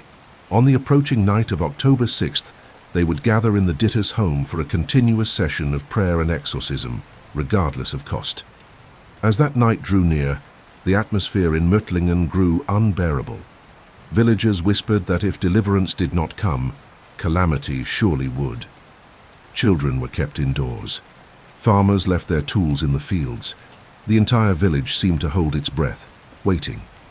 Blumhardt's last note before that night reads like the confession of a condemned man. "If this be my end, so be it. Let me not fail her. Let me not fail him." October 6th, 1843, the night the village of Mötlingen would never forget. By sunset, the Dittus home was filled to bursting. Nearly 50 souls crowded into the narrow rooms and hallways, some standing outside the open windows to catch the prayers. Mothers clutched children, men bowed their heads, and all eyes turned to Pastor Johann Christoph Blumhardt. He looked frail, almost ghostly. His skin was ashen, his eyes sunken, and every cough left a trace of red on his handkerchief.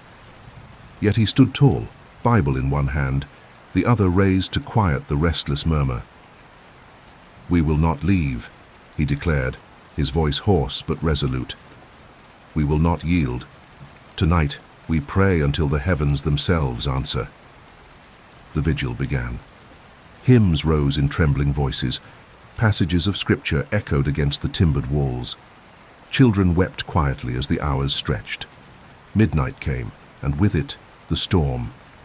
Gottliebin convulsed, the ropes around her wrists straining against her violent thrashing. The voices erupted in a frenzy, dozens, then hundreds, layered in a chorus so loud it rattled the windows. Some screamed obscenities, others muttered in tongues, still others laughed, mocking the prayers word for word. The house shook as though caught in an unseen wind. Dishes shattered, chairs toppled, candles guttered out. Yet the people prayed louder, their voices desperate, defiant. Blumhardt pressed forward, standing over Gottliebin. Sweat streamed down his face and his voice broke as he cried, "In the name of Jesus Christ, you must depart. Leave her now." The voices howled in response. "No, she is ours. We claimed her soul." But Blumhardt did not falter. He fell to his knees beside her, clutching her trembling hand, and prayed with every ounce of strength left in his frail body. One by one the villagers followed, until the entire house reverberated with the sound of prayer. The struggle lasted for hours. Several fainted from exhaustion. Others fled, unable to bear the cacophony. Still, a core group remained, locked in battle. Near dawn, something shifted. The voices, once thunderous, began to weaken. Their tones grew ragged, desperate. One shrieked, "We will not go! We cannot go!" Another wailed, 2 years more! 2 years more!" But the prayers pressed harder, rising like a wave against them. And then, at the very moment the first light of morning broke across the horizon, a piercing cry rang out from Gottliebin's throat, a sound so shrill and unnatural it seemed to split the air itself. After that, silence. The room held its breath. Gottliebin lay still, her chest heaving. Her eyes fluttered open. For the first time in 2 years they were clear. No mocking sneer, no hateful glint. Just weary human eyes. "Is it over?" she whispered. Blumhardt, weeping openly, could only nod. The villagers erupted into sobs, embraces, prayers of thanksgiving. They believed they had witnessed a miracle, deliverance in its purest form. But Blumhardt's journal tells another story. "Though she is freed, I sense a shadow remains. Something lingers at the edges, waiting." The voices said, 2 years more. Were they lying, or was it warning?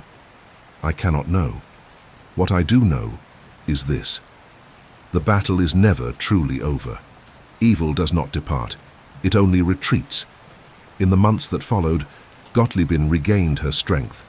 She returned to her family, walking among the villagers once more. Yet the people of Möttlingen never looked at her quite the same. Some kept their distance. Others whispered when she passed. To them she was both victim and reminder that darkness could dwell in the heart of anyone. As for Blumhardt, his health never recovered. He lived on, but weaker, as though the battle had taken more than his years could repay. His sermons carried a weight of sorrow, his eyes often fixed on some unseen horizon. And me, I, the reporter, pieced this account together from fragments. Blumhardt's brittle journals preserved in archives, testimonies recorded decades later, and yellowed letters passed down through families of the village. There is one final note I cannot shake. In an interview with an elderly villager, conducted long after Blumhardt's death, she told me, "Yes, the girl was freed. We all saw it. But do you know what I remember most? The night after, when the village slept for the first time in months, I woke to a sound at my window. A whisper, my name spoken in a voice I knew was not human. I never told anyone. But I have never doubted. They never left. They only moved on." So ends the record of Gottliebin Dieters. Freed, perhaps, or perhaps not. And as I write these words, I cannot help but wonder, if evil truly retreats rather than dies, then where has it gone now? What happened in that small German village was more than just possession. It was a battle that scarred both the girl and everyone around her. And even now, nearly 2 centuries later, whispers of what took place still unsettle those who read the records. But remember, possession cases like this were never isolated. For every story we uncover, there are dozens more buried in silence, waiting to be told. If you want to know how far darkness can go, and what happens when faith is pushed to its very limits, make sure to stay with us, because the next case might be even darker. This is terrifying exorcism, and some doors, once opened, can never be closed again.